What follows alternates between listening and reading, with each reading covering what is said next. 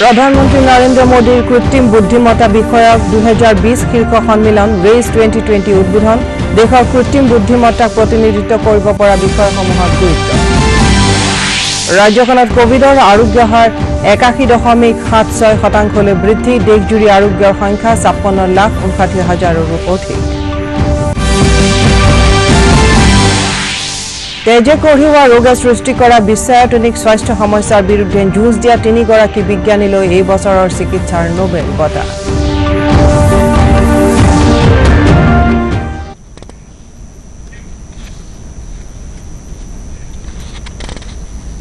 नमस्कार एटिया बिटং बातरी प्रधानमंत्री नरेंद्र मोदीয়ে কালি সামাজিক সবলীকৰণৰ বাবে কৃত্ৰিম বুদ্ধিমত্তা বিষয়ক 2020 शीर्ष सम्मेलन अर्थात रेस 2020 वीडियो कन्फरेन्सिंगर जरियते उद्बोधन करे केंद्रीय इलेक्ट्रॉनिक्स और तथ्य प्रजुक्ति मंत्रणालय और नीति आयोगर द्वारा आयोजित कृत्रिम बुद्धिमत्ता शीर्षक 9 अक्टोबरলৈ चलिबलगिया এই বৃহৎ ভাৰ্চুৱেল শীৰ্ষ সন্মিলনত কালি সন্ধিয়া 7 বজাত সম্বোধন কৰি প্ৰধানমন্ত্ৰীয়ে सबका साथ सबका विकास কাৰ্যসূচীৰ অধীনত প্ৰধানমন্ত্ৰীৰ বিকাশৰ লগতে দেশৰ সকলোৰে বাবে কৃত্ৰিম বুদ্ধিমত্তাক প্ৰতিনিধিত্ব কৰিব পৰা বিষয়সমূহত গুৰুত্ব প্ৰদান কৰে এই শীৰ্ষ সন্মিলনত সামাজিক সবলীকৰণৰ বিষয়ত আটাইকে দায়িত্ববাহী आधार हिसाबे ग्रहण करिब पराकै आमार देशे आंतर्जातिक सम्प्रदायक कृत्रिम बुद्धिमत्तार क्षेत्रत विशेष गुरुत्व दिया होइसे विश्वायतनिक এই শীৰ্ষ সন্মিলনত সামাজিক ৰূপান্তৰৰ গ্ৰহণযোগ্যতা আৰু স্বাস্থ্যৰ যত্ন কৃষি শিক্ষাকে ধৰি ৰূপান্তৰৰ ক্ষেত্ৰসমূহ কৃত্ৰিম বুদ্ধিমত্তাৰ সহায়ত অধিক অগ্ৰসৰ কৰি তোলাত গুৰুত্ব দিয়া হৈছে is a tribute to human intellectual power the power to think enable humans to make tools and technologies. Today, these tools and technologies have also acquired the power to learn and think. In this, one key emerging technology is AI. The teamwork of AI with humans can do wonders for our planet. Friends, at every step of history, India had led the world in knowledge and learning. In today's age of IT and as well, India is making outstanding contributions. Some of the brightest tech leaders belongs to India. India has also proved to be the powerhouse of the global IT services industry. राज्यत एतियाলৈকে corona আক্ৰান্ত লোকৰ 1,53,488 গৰাকী লোক সুস্থ হৈ উঠিছে আনহাতে 33,467 গৰাকী লোক এতিয়াও চিকিৎসাধীন হৈ আছে স্বাস্থ্য মন্ত্ৰী ডক্টৰ হিমন্ত বিশ্ব শৰ্মাই টুইট যোগে সদৰি কৰা অনুসৰি ৰাজ্যখনত মুঠ আক্ৰান্তৰ সংখ্যা 1,364 জন সুস্থ হোৱাৰ পাছত ঘৰলৈ যাবলৈ দিয়া হয় ফলত ৰাজ্যখনত আৰোগ্য হোৱা ৰোগীৰ হাৰ 81.76% হৈ গৈ কালিৰ দিনটোত 1123 জন লোকৰ নমুনা পৰীক্ষা কৰাত 756 জন লোকৰ দেহত কোভিড-19ৰ সংক্ৰমণ ধৰা পৰে ইয়াকে লৈ ৰাজ্যত এতিয়ালৈকে মুঠ 760 জন কোভিড আক্ৰান্তৰ মৃত্যু হৈছে राज्यर विभिन्न जिलात कोविडर नमुना परीक्षा करा होइसे कोकराझारत कालिर दिनटुत 35 गराकी लोकर देहत कोविड पजिटिव धरा परात जिलाखনত आक्रांतर संख्या 3732 লৈ বৃদ্ধি পাইছে আনহাতে জিলাখনত এতিয়ালৈকে 2007 গৰাকী চিকিৎসাধীন লোকে আৰোগ্য লাভ কৰিছে এতিয়ালৈকে জিলাখনত 23 জন লোকৰ কোভিডত মৃত্যু ঘটিছে ইফালে কামৰূপ জিলাত কৰোনা আক্ৰান্তৰ সংখ্যা ক্ৰমান্বয়ে হ্ৰাস পাই আহিছে যোৱা 24 ঘণ্টাত জিলাখনত 12 গৰাকী লোকৰ দেহত কৰোনাৰ সংক্ৰমণ ধৰা পৰে আনহাতে কালিৰ দিনটুত 61 গৰাকী লোকে আৰোগ্য লাভ কৰে জিলাখনত আৰোগ্য লাভৰ সংখ্যা 8537 লৈ বৃদ্ধি পাইছে জিলাখনত এতিয়ালৈকে 86020 গৰাকী লোকৰ কৰোনা পৰীক্ষা সম্পন্ন কৰা হয় আৰু ইয়াৰে 78649 জনৰ দেহত কৰোনাৰ সংক্ৰমণ ধৰা পৰা নাই ইফালে বাক্সা জিলাত 24 ঘণ্টাত 5 জন লোকৰ দেহত কোভিড পজিটিভ ধৰা পৰাত জিলাখনত আক্ৰান্তৰ সংখ্যা 2551 লৈ বৃদ্ধি পাইছে জিলা স্বাস্থ্য বিভাগে জানিবলৈ দিয়া মতে 1996 জন লোকে আৰোগ্য লাভ কৰিছে জিলাখনত এতিয়ালৈকে 16 জন লোকৰ মৃত্যু ঘটিছে দেশত কোভিড-19 পৰা আৰোগ্যৰ হাৰ 84.34% বৃদ্ধি পাইছে। কেন্দ্ৰীয় স্বাস্থ্য মন্ত্ৰালয়ৰ সূত্ৰ অনুসৰি আৰোগ্যৰ মুঠ সংখ্যা 56,59,110 বৃদ্ধি পাইছে। এতিয়ালৈকে কোভিডত দেশত মুঠ 66,82,073 জন লোক আক্ৰান্ত হৈছে। স্বাস্থ্য মন্ত্ৰালয়ৰ তথ্য অনুসৰি এতিয়ালৈকে দেশত কোভিডত 1,03,600 গৰাকী লোকৰ মৃত্যু হৈছে। সমগ্ৰ বিশ্বত এতিয়ালৈকে কোভিডৰ পৰা সুস্থ হৈ উঠা লোকৰ সংখ্যা 2,68,65,755 লৈ বৃদ্ধি পাইছে। আনহাতে বিশ্বত 3,56,95,735 গৰাকী লোক এতিয়ালৈকে কৰোনাত আক্ৰান্ত হৈছে। বিশ্বত এতিয়ালৈকে মুঠ মৃত্যুৰ সংখ্যা হৈছে 10,45,920।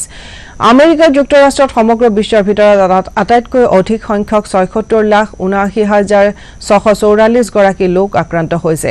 আনহাতে ৰাষ্ট্ৰখনত এতিয়ালৈকে 48,95,870 জন লোক আৰোগ্য হৈ উঠিছে। ব্ৰাজিলত মুঠ আক্ৰান্তৰ সংখ্যা 49,40,499 আৰু আৰোগ্যৰ সংখ্যা 42,95,302 আৰু ৰাছিয়াত মুঠ আক্ৰান্তৰ সংখ্যা 12,25,889 হোৱাৰ বিপৰীতে আৰোগ্য হোৱা লোকৰ সংখ্যা 9,82,324 হৈছেগৈ।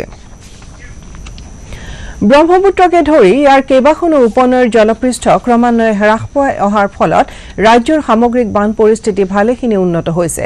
অৱশ্যে এতিয়াও গোৱালপাৰা, মৰিগাঁও আৰু নগাঁও জিলাৰ ভালেমান অঞ্চল বানৰ কবলত আছে। ৰাজ্যিক দুৰ্যোগ ব্যৱস্থাপনা প্ৰাধিকৰণে জনোৱা মতে শোণিতপুৰত জীয়া ভৰলী আৰু নগাঁৱৰ ধৰমটোলত কপিলী নৈৰ পানী বিপদ সীমাৰ ওপৰত আছে। নগাঁৱত বানত এজন লোকৰ মৃত্যু হোৱা চলিত বৰ্ষৰ বানত প্ৰাণহানি হোৱা লোকৰ সংখ্যা 122লৈ বৃদ্ধি পাইছে। বানৰ ফলত ছটা ৰাজহ চক্ৰৰ অন্তৰ্গত 315খন গাঁও ক্ষতিগ্ৰস্ত হৈছে। বানৰ ফলত শেহতীয়াভাৱে 1,35,074 গৰাকী লোক ক্ষতিগ্ৰস্ত হৈছে। বান ক্ষতিগ্ৰস্তৰ বাবে দুটা সাহায্য শিবিৰ মুকলি কৰা হৈছে আৰু এই শিবিৰ দুটাত সম্প্ৰতি 117 গৰাকী লোকে আশ্ৰয় লৈ আছে। ৰাজ্যখনৰ 18,807 হেক্টৰ কৃষিভূমি এতিয়াও বানত বুৰ গৈ আছে। আনহাতে ধেমাজি জিলাত হৈ থকা নেৰানেপেৰা বৰষুণৰ ফলত গাই নদীৰ বানত লিকাবালি অংশত হোৱা পানীৰ কবলত পৰি দুজন লোক সন্ধানহীন হৈ পৰে। আনহাতে বানত ডাম্পাৰ ট্ৰাক এখনো উটি যায়। বানৰ পানীত উটি যোৱা সঞ্জয় দাস আৰু ৰঞ্জিত মুছাহাৰী নামৰ লোক দুজনৰ উদ্ধাৰ কাৰ্যৰ বাবে SDRFে প্ৰচেষ্টা চলাই থকা বুলি জানিব পৰা গৈছে। ইফালে জিয়াঢলৰ বানত 15 নম্বৰ ৰাষ্ট্ৰীয় ঘাইপথৰ হুজু গাঁৱৰ পৰা জিয়াঢল চাৰিআলি পৰ্যন্ত পথছোৱা একাঠু পানীত বুৰ গৈছে। মুখ্যমন্ত্ৰী সৰ্বানন্দ সোণোৱালে কৈছে যে ৰাজ্যৰ প্ৰতিটো পৰিয়াললৈ বিদ্যুৎ যোগান নিশ্চিত কৰাৰ লগতে শক্তি বিতৰণ ব্যৱস্থাটো সবল কৰি তোলাত বিশেষ গুৰুত্ব দিয়া হৈছে। মুখ্যমন্ত্ৰীয়ে কালি মাজুলী জিলাৰ বনগাঁৱত 3311 কিলোভল্ট শক্তিসম্পন্ন বিদ্যুৎ উপকেন্দ্ৰ এটা মুকলি কৰি এই বিষয়ে প্ৰকাশ কৰে।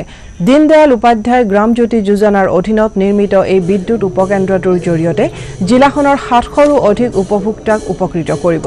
অনুষ্ঠানত মুখ্যমন্ত্ৰীয়ে কয় যে ৰাজ্যৰ চৰকাৰে মাজুলী উন্নয়নত বিশেষ গুৰুত্ব দিছে আৰু ৰাজ্যখনৰ চহকী প্ৰাকৃতিক সম্পদ উৎঘাটনৰ জৰিয়তে অন্যান্য জিলাৰ লগতে মাজুলীকো এখন শীৰ্ষ পৰ্যায়ৰ জিলা হিচাপে গঢ়ি তোলাৰ প্ৰয়াস অব্যাহত ৰখা হৈছে। আত্মনিৰ্ভৰ অসমৰ অধীনত ৰাজ্য চৰকাৰে মাজুলীত এটা সৌৰ শক্তি প্ৰকল্প স্থাপনৰ সিদ্ধান্ত লোৱা বুলিও তেওঁ সদৰি কৰে। আধ্যাত্মিক পোহৰ আছেই, সাংস্কৃতিক পোহৰ বিৰাজমান, কিন্তু আমাক আন্ধাৰ আঁতৰাবৰ বাবে যি পোহৰৰ প্ৰয়োজন, বিদ্যুতৰ প্ৰয়োজন, গতিকে সেইখিনি বাবে এই মাজুলীৰ বুকুত আন্তঃগাঁথনি অৱস্থা টনকিয়াল কৰাৰ নিমিত্তে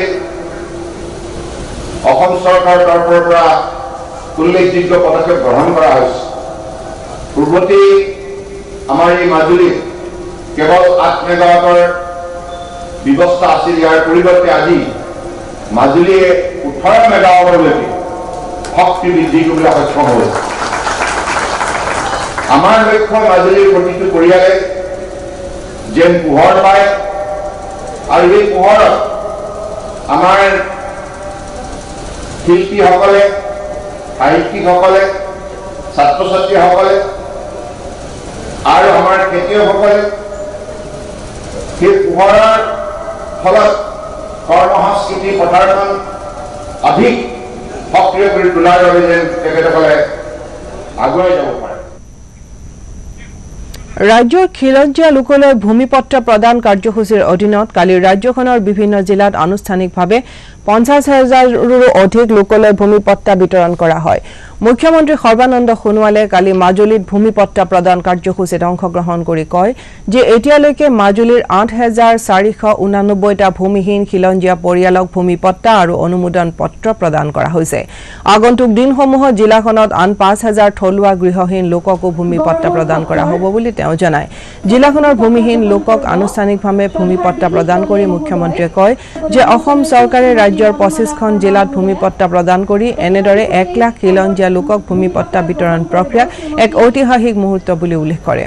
মঙ্গলদৈ দৰং জিলাৰ 4টা ৰাজ্য চক্ৰৰ মুঠ 2,319 গৰাকী হিতাধিকাৰীৰ মাজত কালি ভূমিপট্টা আৰু 250 জন হিতাধিকাৰীৰ মাজত ভূমি আবণ্টন প্ৰক্ৰিয়া আনুষ্ঠানিকভাৱে আৰম্ভ কৰা হয়।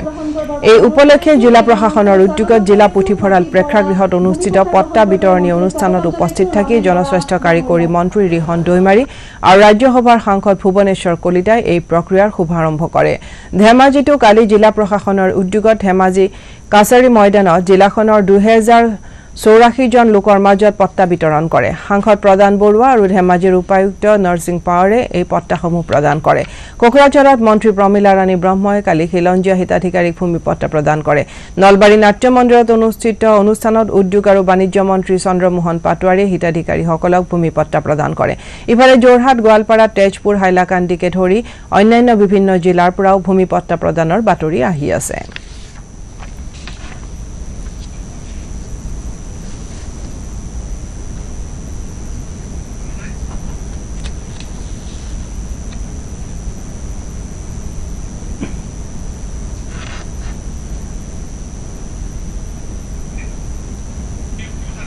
এই বছৰ 3 গৰাকী বিজ্ঞানীলৈ চিকিৎসা বিজ্ঞানৰ নোবেল বঁটা আগবঢ়োৱা হৈছে। কাৰ্লিনস্কা ইনষ্টিটিউটত অনুষ্ঠিত নোবেল এছেম্বলিয়ে কালি তেজে কঢ়িওৱা হেপাটাইটিছ, যকৃতৰ কৰ্কট ৰোগে সৃষ্টি কৰা বিশ্বায়তনিক স্বাস্থ্য সমস্যাৰ বিষয়ে যুঁজ দিয়া 3 গৰাকী বিজ্ঞানী ক্ৰমে হাৰ্ভে জে আটলা, মাইকেল হক্সটন আৰু চাৰ্লছ এম ৰাইছলৈ চিকিৎসা বিজ্ঞান আৰু ফিজিঅলজি বিষয়ত নোবেল বঁটা প্ৰদানৰ সিদ্ধান্ত লয়। অসম ৰাজ্যিক প্ৰাথমিক শিক্ষক সন্মিলনীৰ আহ্বানত কালি ৰাজ্যৰ বিভিন্ন সমস্যা সমাধানৰ দাবীত প্ৰাথমিক শিক্ষকসকলে শিৱসাগৰ জিলাৰ শিক্ষা বিষয়াৰ কাৰ্যালয়ৰ সন্মুখত 2 ঘণ্টাজোৰা ধৰ্ণা কাৰ্যসূচী ৰূপায়ণ কৰে। প্ৰাথমিক বিদ্যালয়ৰ ঠিকাভিত্তিক শিক্ষকসকলৰ নিয়মীয়াকৰণ, খালী থকা শিক্ষা বিষয়াৰ পদ পূৰণ আদিৰ দাবী জনাই শিক্ষকসকলে মুখ্যমন্ত্ৰীলৈ এখন স্মাৰক পত্ৰ প্ৰদান কৰে। 2019 বৰ্ষৰ 30 ডিচেম্বৰ দিনাখন মুখ্যমন্ত্ৰীৰ লগত আমাৰ আলোচনা হৈছিলে। আমাৰ প্ৰধানকৈ প্ৰাথমিক বিদ্যালয়সমূহৰ যি প্ৰধান শিক্ষকৰ পদ সেই সৃষ্টি কৰা, স্নাতক শিক্ষকসকলৰ গ্ৰেড পে 8,700 প্ৰদান কৰি আকৌ যি কাঢ়ি ল'লে সেই কাঢ়ি লোৱা আমাৰ 8,700টো পুনৰাই দিয়া, আমাৰ বেতন বঞ্চিত শিক্ষকসকলক অচিৰে বেতন প্ৰদান কৰি নিয়মীয়াকৰণ কৰা, আমাৰ যি ঠিকাভিত্তিক শিক্ষকসকল আছে তেওঁলোকৰ পদ স্থায়ী কৰা, 2020 বৰ্ষৰ যি ৰাষ্ট্ৰীয় শিক্ষানীতি তাৰ প্ৰয়োগ কৰা প্ৰাক মুহূৰ্তত যাতে কোনো আমাৰ কণ্টেক্সুৱেল শিক্ষক নাথাকে তাৰ পৰিকল্পনা কৰা, ব্যৱস্থা কৰা। তাৰপাছত আমাৰ অপ্ৰাদেশিকতৰ যি বিদ্যালয় আছে সেই বিদ্যালয়সমূহ প্ৰাদেশিকীকৰণ কৰা, আমাৰ শিক্ষা বিষয়াসমূহৰ স্থায়ী শিক্ষা বিষয়া নিযুক্তি দিয়া, আমাৰ উপপৰিদৰ্শকৰ কাৰ্যালয় স্থাপন কৰা, এনেকুৱা ধৰণৰ আমাৰ বহুত দাবী আছে। লগতে আমাৰ অতিকে দুখৰ ছাত্ৰ ছাত্ৰীসকলৰ 2019 বৰ্ষৰ যি বৃত্তি পৰীক্ষাৰ ফলাফল, সেই বৃত্তি পৰীক্ষাৰ ফলাফল আজি কোপতি ঘোষণা কৰা নাই। সেই বৃত্তি পৰীক্ষাৰ ফলাফল ঘোষণা শেষ কৰাৰ আগতে প্ৰধান বাতৰিসমূহ আকৌ এবাৰ। প্ৰধানমন্ত্ৰী নৰেন্দ্ৰ মোদীৰ কৃত্ৰিম বুদ্ধিমত্তা বিষয়ক 2020 শীৰ্ষ সন্মিলনত ৰেজ 2020 উদ্বোধন, দেশৰ কৃত্ৰিম বুদ্ধিমত্তাক প্ৰতিনিধিত্ব কৰিব পৰা বিষয়সমূহত গুৰুত্ব। ৰাজ্যখনত কোভিডৰ আৰোগ্যৰ হাৰ 81.76% বৃদ্ধি, দেশজুৰি আৰোগ্যৰ সংখ্যা 56,59,000ৰো অধিক। তেজে কঢ়িওৱা ৰোগে সৃষ্টি কৰা বিশ্বায়তনিক স্বাস্থ্য সমস্যাৰ বিৰুদ্ধে যুঁজ দিয়া 3 গৰাকী বিজ্ঞানীলৈ এই বছৰৰ চিকিৎসাৰ নোবেল বঁটা।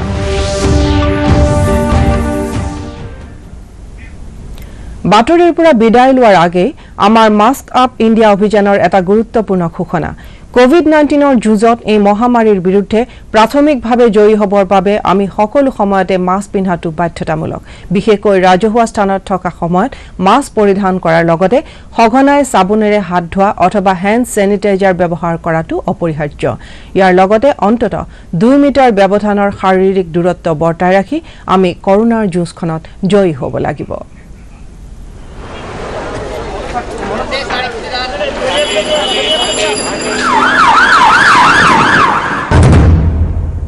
গোলকীয় মহামাৰী কোভিড-19 বিশ্বজুৰি আতংকৰ সৃষ্টিকাৰী কৰোনাৰ কৰাল গ্ৰাহত বন্দী সমগ্ৰ মানৱ জাতি ভ্যাকচিন বা ঔষধ উপলব্ধ নোহোৱা পৰ্যন্ত এই মহামাৰীৰ সৈতে মানৱ জাতিয়ে অহৰহত যুঁজি গৈছে এনে সময়তে সকলোতকৈ প্ৰয়োজনীয় সাৱধানতা আৰু সুৰক্ষা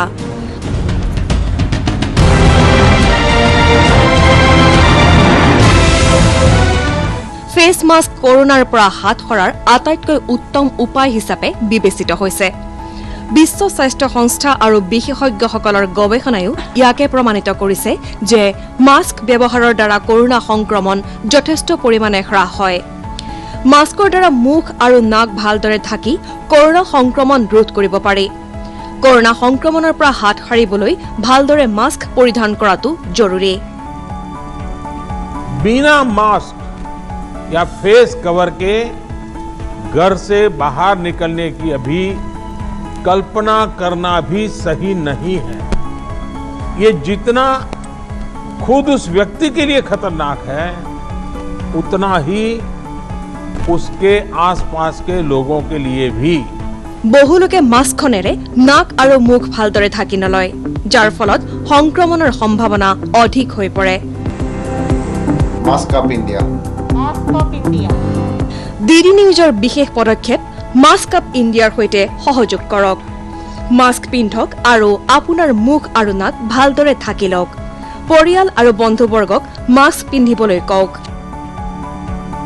ডিডি নিউজৰ মাধ্যমেৰে সকলোলৈ আহ্বান কৰোনাক হৰুৱাব লাগিব মাস্ক নিশ্চয়কৈ পিন্ধিব লাগিব মাস্ক আপ ইণ্ডিয়া বাতৰিৰ পৰা বিদায় লোৱাৰ আগে এটা কথা মনত পেলাই দিছো সামাজিক দূৰত্ব বজাই ৰাখক সঘনাই হাত ধুই থাকক আমি কৰোনাক পৰাস্ত কৰিব লাগিব গতিকে মাস্ক পৰিধান কৰিবলৈ নাপাহৰিব মাস্ক আপ ইণ্ডিয়া এতিয়াৰ বাতৰি ইমানে পৰৱৰ্তী বাতৰি আবেলি 4 বজাত প্ৰচাৰ কৰা হ'ব নমস্কাৰ